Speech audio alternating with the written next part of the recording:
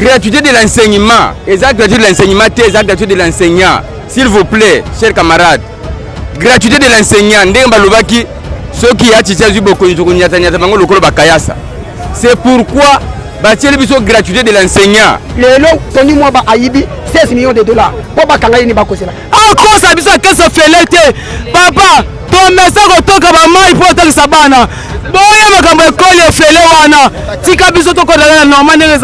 En plus, le col a bien bakonzi, oh bokoli kozwa solution à makambo ezoleka. Bozo saboter. Bozo la tango biso to venger to sala guerre civile. Ndebino ba officier militaire, ceux qui boko vanda boko yokana na moment to éviter. Le lobo yende kochiro moloba kana biso ki salume banda. Ki salume banda ko iba. Ki salume banda ko bomé éducation. Qui salume banda ko iba peuple congolais. Le lo na yebisio 148 écoles désactivées. Plusieurs enseignants désactivés. Ngai na benga éducativité. Ngai na benga ngo kibumbwa. Et côté na cadre République démocratique du Congo. Et ça c'est qui. Alors merci.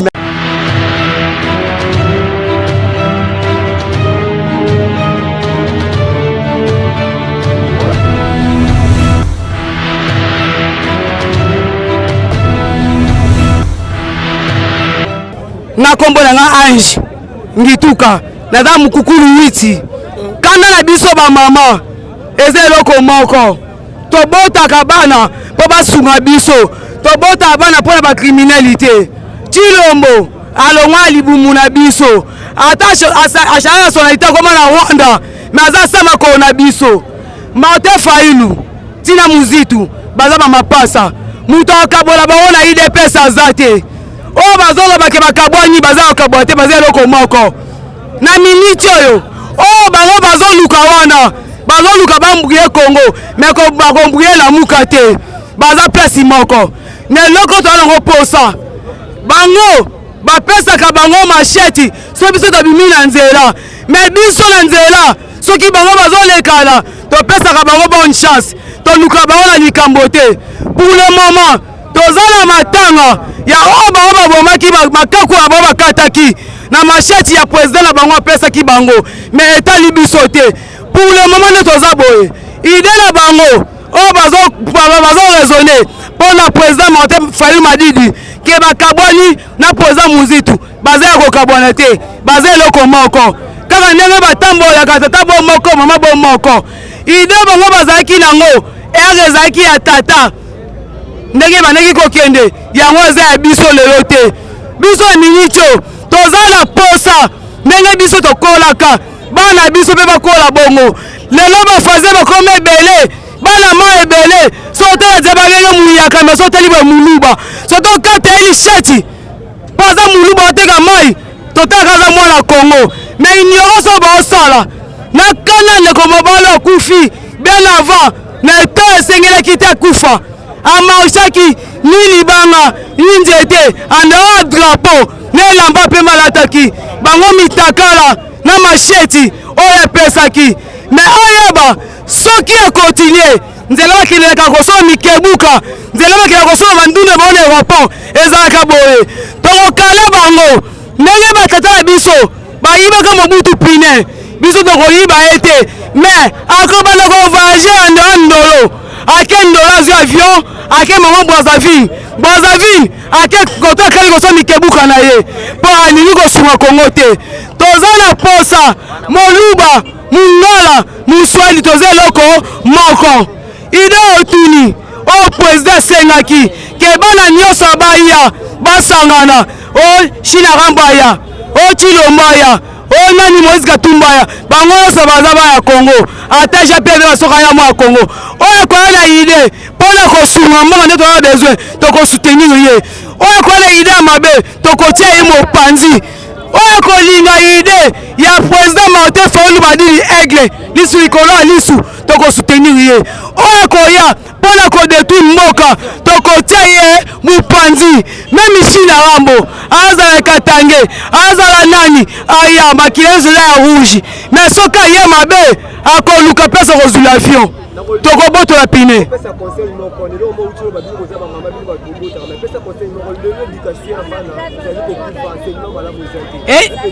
éducation ya bana ezobela pourquoi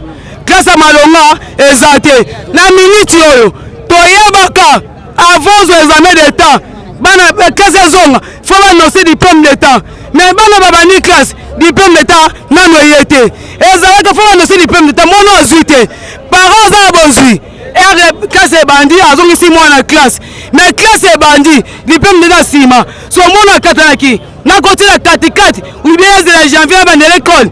na miniti oyo tobota bato wana mitema te na miniti oyo ntango totangelaka ezalaka su te ala miniti oyo très masine ezalaka te talela ignorance très ekoma mopanzi boye na miniti oyo oyo ezalaki noto babanini ke note miniti oyo tosungana tosungana lelo oni tosungana gratuité ngo eza wapi baenseigne baodeklare nde tinga miniti oyo banda classe ebandaki mwanga liboso aza 4 ans ya mibale ya 6 ans miniti azotanga te mpo ya nini baenseigne bafutami te baboyi batangisa bana te ekole ofele bolobaki eza wapi bana bazotanga te enseignant boyi enseignant oyebi ngai akende nabima ntongo nakekomisa mwana yo mwasi nanga aza na zemi abieto abota aleta mwana nini kaye ubie papi duplicateur yango aleta mwana ye ubie azwi gome mwana oyo komela tableau yango paka mwana poudre ubie cre baenseignant baza na raison akosa biso akese ofele te papa tomesa kotoka bamai mpo otangisa bana boye makambo ekoli efele wana tika biso tokodala na normal ndenge ezalaki. Pour le moment, le coordonnateur de l'Amouka, c'est Martin Fayulu. Et puis le coordonnateur sortant, ezali Adolphe Muzito. Mutu moko akosa bino te, même ndenge boko tambola na presse, alobake Fayulu akabwana na Muzito ezali okuta munene. Fayulu ndenge azali wana ti mukolo yesu akoya jamais bakotikala kokabwana na Adolphe Muzito. Fayulu ako préparé l'élection. Toyebi ke l'élection yango nde epesaka force ya ba parti politique pona ko yeba nini tokosala pona kolonga bitumba. Martin Fayulu ne collabore pas seul. Avant Martin Fayulu apesa message a solo la kanane de konaye na molinga mina ye Adolphe Muzito. Après ba yokani ba komi oyo koki kokomama après ba tangi yango na kati ya bato soki ba yebi soke no mbutu ezali entre nouvelle élan na SID ezali okuta monene Fayulu na Muzito bazali kaka bomoko komba na bango ezali obe pa même peuple congolais na elonga yango na yebi siyo oyo apeso message wana akosi bino Fayulu baza toujours elongo na ndeko na ye Adolphe Muzito. Président Eli Martin Fayulu le 9 juillet 2021 azalaki liboso ya Top Congo. Ndeko Christian Lusako na tunaka ye question po na bokomi na ye na kati ya kinga kati. Le président Eli Martin Fayulu bango clairement depuis ma naissance je n'ai jamais pétiné mes pas à kinga kati. Mokonzi mboka Martin Fayulu apesi mbela na batu oyo nyonso bamoni ke Chilombo abomi mboka baya to sangana pona ko bengana ba ennemi oyo bazali ko bebisa mboka ezali mabete parce que lelo soki ba parti politique eye Fayulu boyi bango lokola bakomi ko ba ke lamuka etikali kaka ya tribu moko yango Fayulu a joué intelligence ya ko benga ba parti politique nyonso oyo bazana vision ya combat ya démocratie ya mboka baya to sangisa makasi poto bundela mboka ezali mabete. Mwana mboka na kwa biso boyi si j'espère tozaki na yo mukolo le 16 na discours ya mokonzi mboka lobaki boyi le premier ennemi du peuple congolais c'est Corneille Nangaa. Mutu oyo ayiba maponami ya peuple congolais, mutu oyo ayiba légitimité ya peuple congolais akeko pesa ngona miyibi oyo lelo bakomi koyiba peuple, oyo lelo bakomi ko escroquer peuple, oyo lelo bakomi kokosa peuple na ba promesse lokuta yango mokonzi mboka na mayele lokola toko benga ye aigle asali déclaration asali discours ayebisi ba kongomani nyonso oyo ayebi ke politique na ngai ezali pona ko ramener peuple na victoire aya to sanga na poto bundela mboka mabe ezali te lelo soki olobili Ndeko Kabila nous sommes dans la démocratie mutu moko te akoki ko empêcher mutu adhérer na parti songolo pakala et puis na déclaration Martin Fayulu atangi kombo Kabila te, atangi kombo Bemba te, atangi kombo Katumbi te, atangi kombo nate alobi Congolais oyo ayebi ke komba na ngai et comme peuple na victoire aya to bundela mboka pona comme mboka na elonga mabe ezali wapi mwana mboka lelo boye omoni to vanda kina ndeko Chilombo amelisa biso mbondo na triomphal na miso bato mais les premières personnes qui étaient pour trahir le peuple c'était ndeko Chilombo lelo yo omoni makamunenge komi mbilinga et comité na niveau bana classe basa la marche mwana mboka Kabuya nazaka na chaîne na yo na yebisaka yo ke pouvoir oyo Chilombo yibi eloko moko ekotambola ekosala te parce que toyebi ebandeli nango et puis toyebi soubassement nango lelo yo oya koloza kutuna ngai ba question ya koloba pourquoi Martin fala ko benga bato mais bato so katiki bango bazo ke na prédiction wapi bonsomi ya peuple congolais yango na yebisi yo le président Eli attaque aigle amoni makamu na musika yango abengi ba Kongomani baya to vanda to sangana to yebisa Chilombo to gangela Chilombo yo kana biso sikoyo ndeko Chilombo alinga mi biso na forcing ndeko Chilombo akoti dictature ko le quand même Mobutu Fayulu ayebisi ba politicien batika kolanda dictature bakota na nzela libération bakota na nzela démocratie to yebisa Chilombo atika makambo akosala wana lisimo ezali wapi lisimo ezali te yango to yebisi boye Fayulu abengi kombo ya mutu te mais Fayulu alobi politicien oyo ayebi ke komba nanga eza pona victoire ya peuple komba nanga eza pona démocratie ya mboka aya to yebisa Chilombo to vana table de négociation to pona nani oto koki kotia na kati ya seni pona ko kenema pona malamu na 2023 ya pas de mal là na bité soko za mutuna musoko tuna ngai alanda ki mukuna lobi mwana mboka ezali nanu pasi aza pasteur baza politique eza pasi mukuna lobi asengi pardon afinga basali ya Nzambe aloba basali ya Nzambe bakota politique baza miyibi mais mukuna premier muta sauter ake kota politique oyamoni ndenge lobi asenga li pardon liboso ya Israël mutombo c'est pour vous dire que to comprendre les jeunes bango le lobo yende ko Chilombo lobaka na biso kisalume banda ko iba kisalume banda ko boma éducation kisalume banda ko iba peuple congolais lelo na yebisio 148 écoles désactivées plusieurs enseignants désactivés likolo ya déclaration ya salaire na bango to tikala komona te na pays bana classe basa la marche ti liboso parler du peuple momona kilobi ndenge bana classe batambolaki ti liboso parler du peuple bakoti pona koloba ke passe leki c'est-à-dire ceux qui mona classe asali grève c'est que makambo za kobeba yango to ebisi yo na mboka na biso éducation pamba te muto za kobeba biloko ya kobeba ezali nyonso kobana na sommet ti na se makambo za kobeba na yebisaki yo awa ndeko ministre ya enseignement Tony Mwaba a détourné 16 millions de dollars awa bakanga ki kala mingi te bauti ko kanga uli bakonga likolo ya mbongo ya koiba lelo Tony Mwaba ayibi 16 millions de dollars po bakanga yini bakozela parce que IGF déjà abimisango bandakala c'est pour vous dire que politique ya Congo est comme ya dictature politique ya Congo est comme ya tribalisme yonanga tozala bandeko soki ayibi na kosala le côté mais soki na moni ke muto azande konanga te soki ayibi na komo landela ye nyonso wane kotambola te c'est parce que mboke baby lokola mboke baby to kosenga consensus to va na table de négociation to yeba qu'est-ce qu'on peut faire pour na kolonga mboka na kao tozali lelo mwana mboka ndo papa vraiment nazana pasi nazana souci je regrette nazo regretter makasi naza enseignant oyo saki nanga bakaye préfet des études, il y a école, il y a gratuité de l'enseignement. Il y a ndeko Chilombo. Bakaye yango yo boy. Question ngana lina yebisanan baninga oyo balikaka na télévision. OK loba basa la défense, bato yi de pes. Ya ko défendre la gratuité de l'enseignement.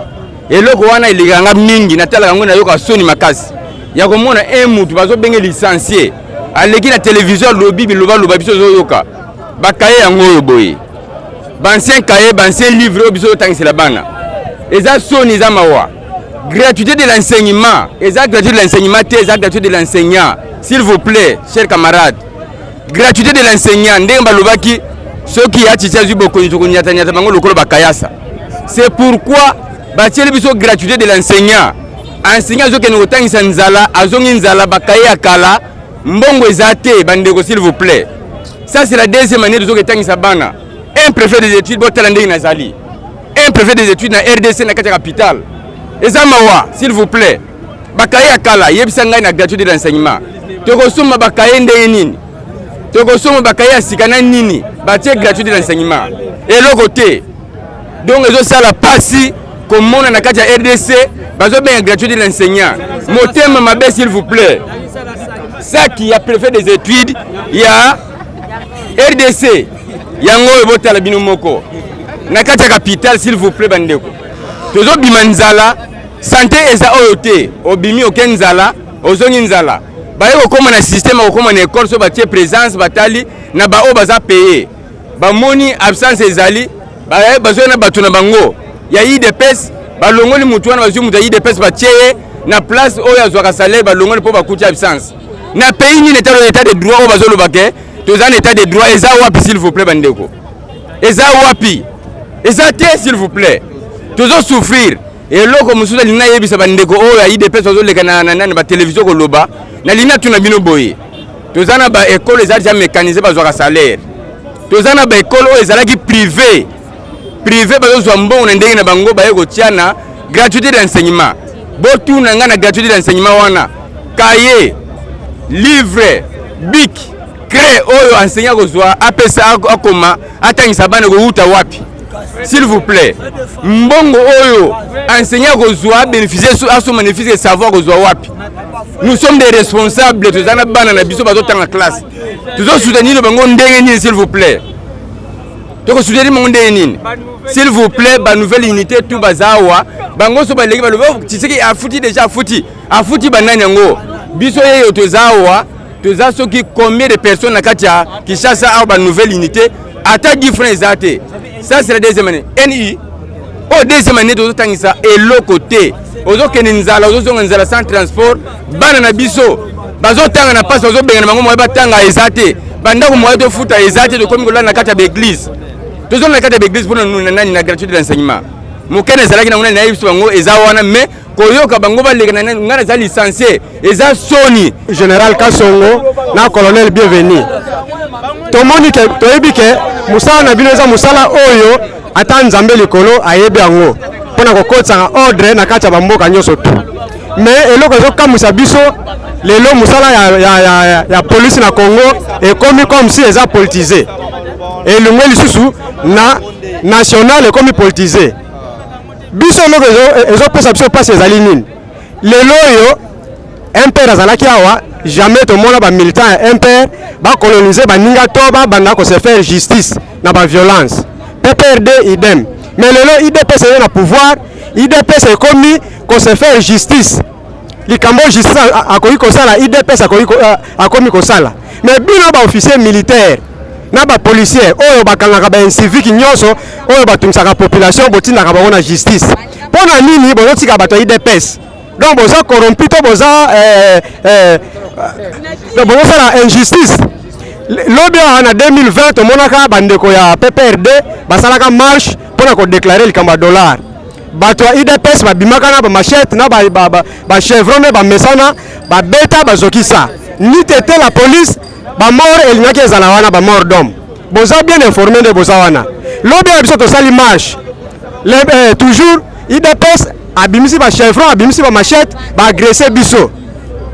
lelo toza na bato oyo bakufi bandeko mosusu baza na bahôpitaux mais réaction na bino la police tozomona te malgré ke tosalaki plainte contre Augustin Kabuya mpe tolobaki bien ke soki justice esabote likambo oyo toza prêt ya kose faire justice po biso nyonso tu toza bapeuple congolais mais bino la police tomoni epai te bokangi bato ya IDPS bopesi bango na maboko ya justice osoki wana te général Kasongo mpe colonel Elvis lelo ozoka kobenga na biso na base ya quartier 3 colonel nani bienvenu bozoka kobenga na biso na base ya quartier 3 botindaka bapolisier babenga na biso na motif nini tosali nini tobomi nani IDPS azoboma bato botiki bango na balabala soki okeya na agence okomona bango na les 5 de dernier jour na ba 20h bazalaka wana na ba debonome na ba quartier 1 voire même na 10e baza wana na boulevard bozobenga na bango te bato bazoboma bato biso bazobenga na biso na sens nini tolobi boye en tant que baheritier ya Congo peuple congolais injustice oyo bino bozosala biso mpe toboya yango tokolungwa te malgré que la loi est dire mais c'est la loi tokoto sa loi na bino soki bolongoli bataille de pes soki bolongoli bataille de pes tokolungwa te en plus lokola bino bakonzi oyo bokoki kozwa solution ya makambo ezoleka bozo sabote bozela ntango biso tokovange tokosala guerre civile nde bino baofficier militaire soki bokovanda bokoyokana na momo toyebi te mpo guerre civile yango ekomi prêt et surtout tozozela kaka kadima Félix abimisa kadima bokomona ndenge ni mboko ekopela en tant que enseignant grève zo continuer nazo lobanini bon il faut toyeba nan bia grève wana ezanini grève wana ezali po te bafuti biso enseignant te yango na grève pezo sala nini ezo continuer ndeko journaliste biso enseignant un jour na yebi naza na actualité moko ya prix ya paye ya enseignant en Afrique quelques pays exemple na Congo Brazzaville awa bazozwa enseignant zozwa combien $700 na Congo Brazzaville o eza pembeni na biso na Afrique du Sud bazozwa enseignant zozwa combien $900 na Angola enseignant azozwa 1200 te papa $1200 awa kaka na Rwanda ya bandoki oyo ya mboka na biso oyo bazomonisa biso oyo bazozwa combien $850 sikoyo biso na mboka oyo Congo tosala na mwa bila wana nyonso Congolais azozwa même pas $150 bon je pourrais dire $155 net 360 000 francs nazoloba boye biso enseignant na mboka oyo toza na souffrance moko ya makasi papa oya journaliste soki ozo filmer ngai mais soki tokenda yo na ndako mona ndako ya enseignant na bandako oko regretter enseignant parfois zozanga kiti pota yamba mopaya na mboka Congo enseignant azozanga nini même cahier ya préparation député azozwa ba 300 000 ba 500 000 mais oyo ake kuna na Assemblée nationale alali pongi or ye député wana eza ngai enseignant moto na pesi ye mayele ngai enseignant moto na teye nga na comprendre kana yeba que parce que jusqu'alors na mboka na biso tozwana na régime moko ya légitimité c'est pourquoi biso enseignant nazoli wana eza pona ngai enseignant nazolite makasi po ete 2023 président élu Martin Fayulu Madidi biso tokende kovana na se ya Madidi wana parce que oyo etangami Madidi elingi koloba ke eza nzete moi soki ebeti moto nyonso ake kobata makuna na se ya Malili yango na biso enseignant nazopesa mbela na enseignant nyonso ya République démocratique du Congo zwa mayele nazobenda yo mayele na yo 2023 toza na candidat mosusu te s'il vous plaît eza campagne na osala te mais eza souci oyo ezosala nga enseignant journaliste benda saki enseignant oyo bon naza enseignant pe ya école primaire te mais naza professeur s'il vous plaît alors yoka naza professeur ya 7e 8e te nazo banda cours de 7e 8e jusqu'à 6e des humanités papa na 7e oui merci journaliste na 7e nga na pesaka cours éducation civique oyo président oyo moto oyo azo souffrir pota kama mboka oyo pota zwana na éducation civique et morale te yango nazo souffrir nga nazo pesa ye mbela yaka na pesa yo éducation civique et morale poto comprendre ndenge nini démocratie ezalaka na mboka ngai en tant que professeur na pesa ka éducation civique et morale na 7e na pesa ka éducation civique morale na 3e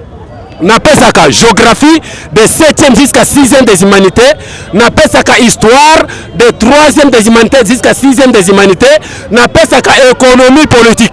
oyo bazo pesa ba ministère économie oyo bazo souffrir oyo ya commercial nga na pesaka économie politique de 4e de ndeko na ngai naza na ta koloba mingi te nyonso wana na ekola l'état président Tshilombo kanisaka ta wutaka na nzete nzoka awutaka na mama nga nayebisaka ye mikolo nyonso lokola yo ozalaka na susi ya bamama te tokoma koteka bamai tokoma kotambwisa banini yo bilakeli mabe kolanda yo ntina yebisaka yo ti okolongwa otikala kosala eloko moko te nga nasietaka mpo na yo na repete yango nazoloba pasi oyo ya boye bato ya soi-disant ya idps bazokosa tala nasietaka mpo na bilakeli ya mokonzi so soi-disant mpo na nini azalaka na pasi ya susi ya mboka te ya bamama te balobi baliboso otumoli mobutu otumoli bamama pourkui te otumoli ya soki beton mpo na ndini to atumbola bamama papa nana kanda moko nana pasi oyo na motema soki bazokosa oyo babongisi makambo ya bansenya na ntongo ngo awutolanda bato bazolela partout mitilo moyibi akokotika te bakendeki kopie mboka na biso Ituri chaque fois ezolela pillage kobrûle bandaku eske Tshilombo akendeki kosumba kuna na Beni azomona pasi oyo te c'est-à-dire ya kokamba banani population ezosila na Ituri Beni Butembo bawuti oloba ngo papa ngai nazalaki kosimba mwa 100 francs na nga bato ya UDPS babuka ngai na kanda nazosouffrir nazalaki kolia na muta malade na baregime naolia lisubie teta nde nakonda naka mwasi kitoko munene te mokie te Tshilombo moto akomisinga mikwa mpo na nini naliaka subie te ayoka na soni président ko akitisa basusususu lelo eza 8000 akiti masangu tala lokuta ndoki ake kobwaka bana mebale na katikati ya fleuve bana bazolobake tosimba kongo te tosimba lichesse te soi-disant ke masangu ya nani ye eza lokuta international bokatela biso likambo oyo Tshilombo akosilisa bato nyonso akende kobwaka bango na kati ya fleuve moya kokatisa te ebale eza te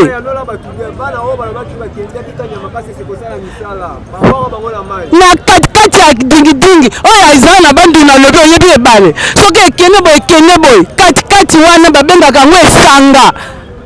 soki nakoloba na monoko nini bakende kobwaka bango na ile donc kuna moya kati eza te baliaka te bamelaka eloko te bazokufa se kokufa mibale bawuti kokima babi biso toza bana nzambe tolanda sanza seke sanza esika tobimela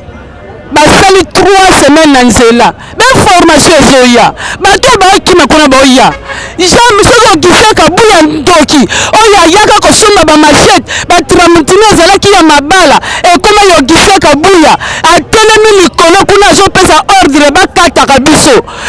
tolela mpona mabele tolela mpona mboka na biso droit état de droit wapi yango démocratie wapi yango tosala marche bango babongisi bamachete na bamoto balandaka biso babomaka biso na minute oyo tata na Etienne azalaki na bamarshe na baville morte 100 lokola ye mwana voyageaka ba 100 eske nani akataka ye lichette bana na biso mosusu baza wana na 10e ri na kasho ba 7 personnes mosusu na lipende bakataki ye lichette bafilmaki ogisaka buya likolo etage azopesa ordre obike biso mpe totambolaka na batelefone ye aza koluka wana koluka na place ya kokima Tshilombo abonisaka bacercueil ebele mpo ntango biso tokotomboka na lamuka biso toza bana eli ya aigle tozokufa chaque match tokokufa me mokolo tokofungola fe Tshilombo abonisa bacercueil tokokota aveni na veni oyo tokomonaki azaki ndandi songolo UDPS tokosasa ye asalaka batrimutena biso tokosala na kanefi ya battoir ndani aza mwana Petro Congo toyebi bamashete oyo ya battoir ye tramutina basebisa te me biso bambeli ya battoir basebisa biso tokufa na minute oyo tozali na terrain ya quartier 3 toa na matanga victime oyo babomaki baniataki ye na tolo akufika wana na 10e ri ogisaka buya abeta tolo akoluka esika kokima bangoko bakokima me ngande nazawa tala place naza koteka yango wana naza ko soutenir antenne oyo baya kobuka nga na le 21 ogisaka buya kofuta biloko nanga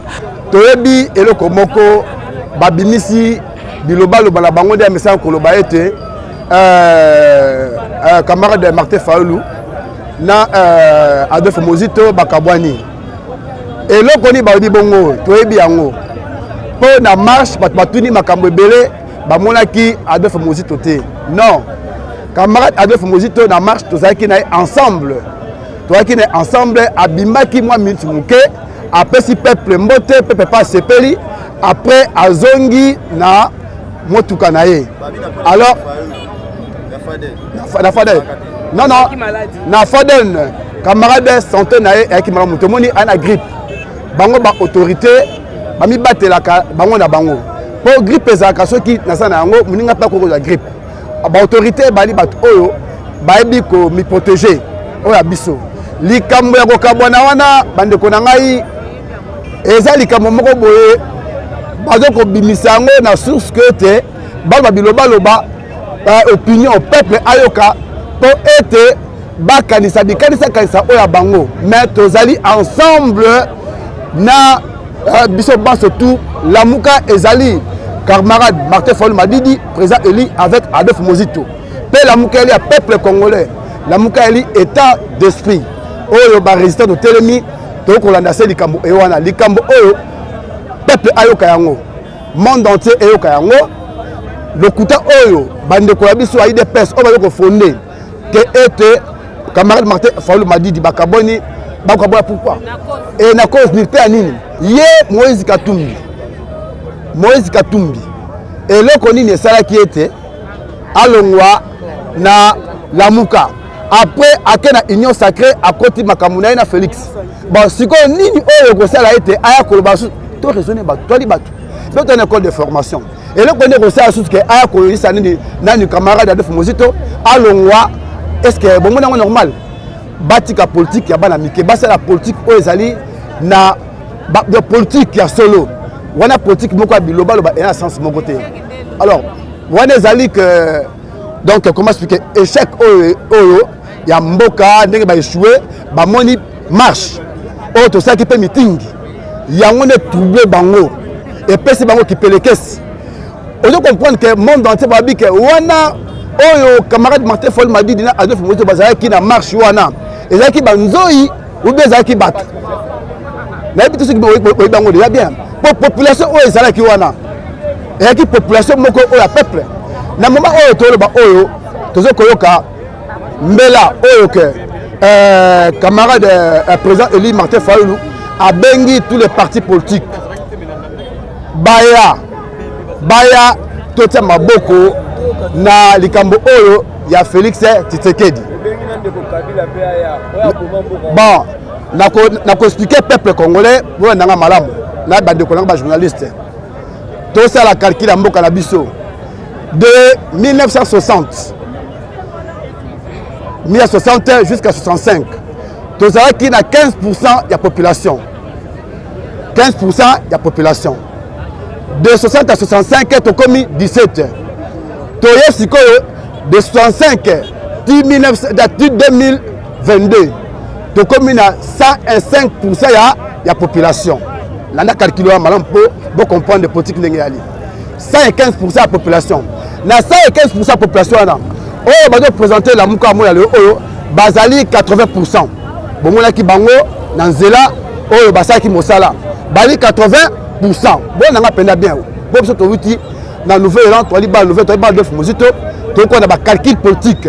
to liba université populaire to landi ba atelier to za pas bien formé na matière ya politique oyo Adolphe Mozito a édika biso na compte politique ya to ke na ba calcul ya to boyo kaka ya biso Adolphe Mozito tango alobaka makambo oyo alobaka pe ndenge azokoloba timo le oyo ezokokisama bango nde baza na ba matière politique te maturité politique te oyo bakokana Adolphe Mozito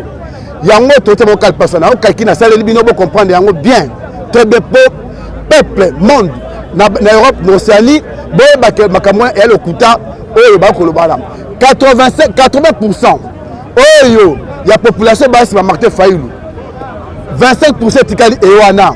UDPS azana esoki 15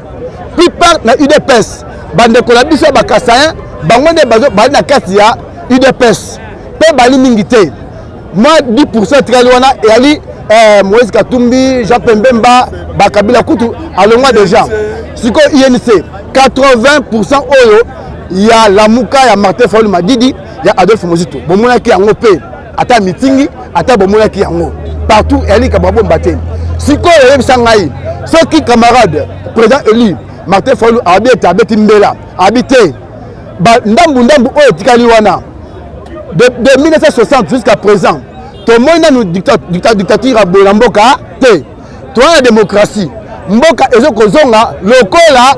tu as sur la démocratie. Et comme il dit, ma belle makasi koleka. Tu comme la position de ma belle, na kata Mboka la biso. Tout le monde a te Mobutu Azaraka dictateur. Bien sûr, Mobutu Azaraka dictateur parce que aka na MPR parti État. Yama bale ko diriger Mboka na ndenge na ye. Démocratie et kotaka na nuté. Démocratie et kotaka na nuté. Dans l'école de formation. Démocratie et kotaka na nuté. Yango asaka makabandenge na ye. Kabila le père aye. Ameki to comme ce qu'on la démocratie. La démocratie to comme na quatrième président la démocrate to que la démocratie na biso. Ce que Félix akamata longola yepali fondateur te. Oh la démocratie. Akamata abuka sur démocratie. Mais toi la battre quand même. À contre la dictature, est-ce que moi le haut dictature n'a pas besoin que vous avez sous. Yo papa a katana pour nous vendre bana tout. Bana babité papa. Ba mitano. Moi moko habité papa tolia et loko te. 4 babité tolia loko oyo. Oka banane. Ye Félix on ko mboka oyo. Est-ce que tout ça papa en tout cas toi la battu à solo. Tu comprendre. En plus pouvoir yango peuple après ce qui était que kamata te voter journée te voter wana ezali yango président élu Martin Fayulu lui clair alors que ba parti politique au botikali wana ba ke mboka eza na danger alors que azangi population pour 80% à celle no calcul wana eza abiso Martin Fayulu akoba likambo boye mboka sanini e indi mais aza réserve abibota la binomoko alobi te que naza la population te na bobo tout te bomwa ki yango na bili bomo na yango alors soka sengi population ekota ndenge ya personne eya batu pardon ba parti pour mike eya ezali pour ba comprendre bango ne ba fungwa miso soki te buzo ba bango ekozonga par exemple tu le mwabenga ki bango na union sacrée ba kende ki bango surtout résultat bango zaki nini calcul eza malam peut te bunda tumba auto bengana dictature oyo ekoti makasi koleka ngai na benga dictature te ngai na benga ngo kibumbwa oyo ekoti na kata République du Congo et ça c'est dit alors merci toyebi ke banda lo bakete batumsu ba lo bakete le président élu obiso peuple to vota ba bikete azarana batute a démontré déjà ba maramuna nyonso kete peuple azali na simanae biso tozolo ba lamuka po tozo sentir que te lamuka nde mutezo soutenir peuple mutezo lobela pe peuple yango moni toza sima ya président Eli biso peuple tozolo baboui eloko yo ngai nazo constater ezali makambo ya seni o to sala ba élection to sali ba marche pardon to sali ba marche pona seni seni yango eyibaka pouvoir ya peuple mais tout oyo ngai nazali peuple pe na koti na lamuka pona yo sentir que te peuple lamuka nde zo soutenir peuple yango mo na koti na lamuka mais yango to oloba boye biso peuple to biboye 2023 tozali na posa na biso muto biso to ko voter il faut bima soka bimite nde tokoyebana mboka ezali ya banani mboka eza ya etali nini mboka ezalaka ya mutu te mboka eza ya biso nyonso yango eloko ngai naloba na onda okende papa okomi mpe place yango donc kanda na nango ti omoni ngai aleki na média nga Nova Makatuka c'est moi le commandant de la combat de Tchangou donc nazali déterminé bakombata na biso bakufi combattant oyo tozobenga Kalala akufi azali combattant oyo auti na masina quartier 3 na kati ya Tchangou donc eza biso nde bainitiateur ya base oyo mais tozali na méchant mpo ngai nalingaka bateve mingi te mais nazali na kanda mpo tozali na mort na kati ya base na biso donc Kalala akufi mpo na marche tozotelemela makambo ya seni wana toyebi tokotelemela yango ntina suka mpe tozwa disposition nyonso mpo tobunda mpo seni wana ezala bafue mpe bakotia ete mpe ti suka nango ata batie ye ti tokokende baélection oyo ye kopiblie soki ekozala choix na biso pepe te donc tokomema bango mpena ntina suka to bakoboma batu ti bango baluka bato oyo lokola baza na mposa barwandais bainstalle na kati ya Congo baburundais bainstalle na kati ya Congo bakozwa bango bakoya kotya bango awa yango wana topesi ya gare na bandeko ya UDPS bino lokola bozali parti puis ya parti moko parti wana tokonstatango ezali parti ya tribi eza tribi moko yango wana lokola boza tribi moko mais yebake mboka Congo ezali na 400 et quelques tribus donc il faut boyeba yango mais soki bozoyeba yango te c'est que bozosala busoba mpe bokokufa lokola basoso lokola bobandi koboma biso peuple oyo tozobunda mpo na liberté ya mboka oyo tozobunda mpo na souveraineté ya peuple lokola bobandi koatake biso bobandi koboma biso tokowacharge na bino tokomema bino ntina suka tina na mesana koloba na bayi bakongomani boye oyebi uta mikolo elekaki basusu balobaki o le président eli o mwasi ya musitu alingi atiela musitu poisson o batu boye baye kokabola lamuka vraiment eloko wana na koloba boye le président élu Martin Fayulu Aigle otobengi le pacificateur ya bayi ba congolais o le va incarner histoire ya démocratie histoire ya état de droit ya malonga pe souci ya peuple Martin Fayulu na Adolphe Muzito bakabwani te bazali bomoko bazali seloko moko basusu balobi o na marche amonana kite o na point de presse amonana kite te ndeko journaliste esengeli na benda bango lukutu esengeli na loba na bango bosolo lobby le président élu Martin Fayulu Aigle bazalaki na Adolphe Muzito fumupa na kati ya résidence ya Faden House bipai wapi oyo bayebaki na kozwa programme moko idée moko parce que Adolphe Muzito ali coordonnateur sortant Yalamuka le coordonnateur entrant s'appelle Martin Fayulu tango ali coordonnateur esengeli initiative ezala bato mibale wana bakabwani te bali be moko Adolphe Muzito soka monanaki na point de presse te parce que azobela oyebi bien banda basalaki opération ya miso boyebi yango malamu banda basali opération ya miso ezodérange ye imeme santé ezali malamu te et d'ici là je pense que ayoki malamu bokomona ye na bamitingi ya minene oyo ezali koya bokomona ye na basiting to mpe na matanga ya résistant na biso oyo tozolela na nkombo ya Kalala akozala na biso na nécropole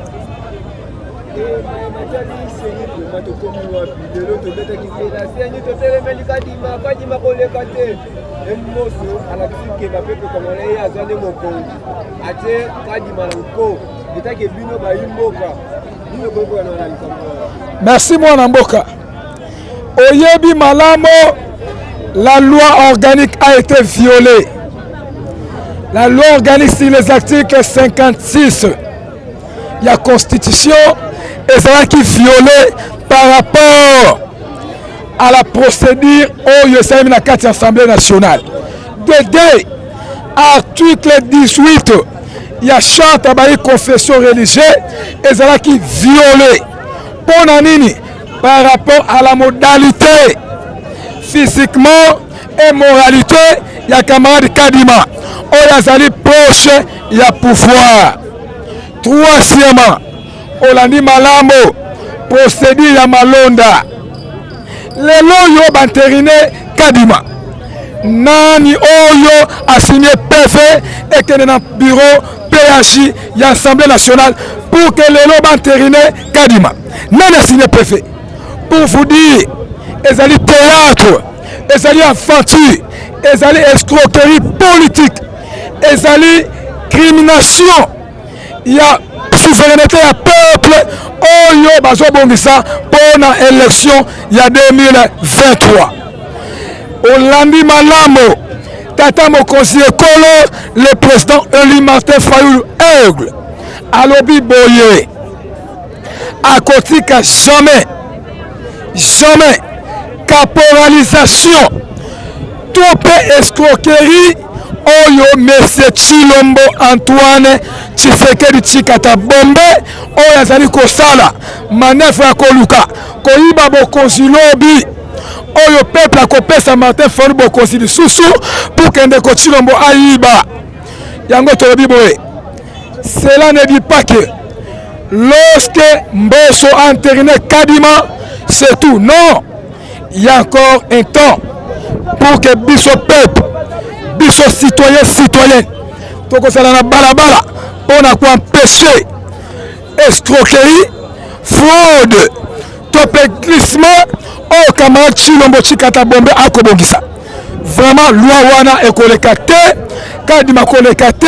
soki aleki loba biso bayi toali ba résistant te, toali ba kongomani te. Elobi nga fou de Fayulu, c'est que lobi aigle, c'est que lobi bayi ba résistant na Congo mobimba. Merci mon mboka kasi o bosani eloko moko Olanda ki lobby bana ya kelasi na Assemblée nationale